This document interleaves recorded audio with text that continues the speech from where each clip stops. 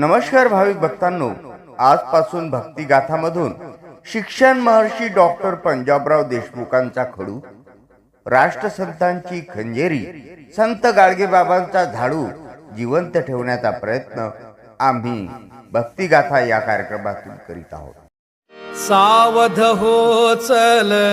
शेतकऱ्या रे,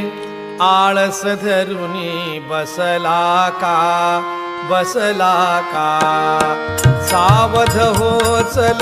शेतकऱ्या रे, आळस धरुनी बसला का सावध हो चल शेतकऱ्या रे, आळस धरुनी बसला का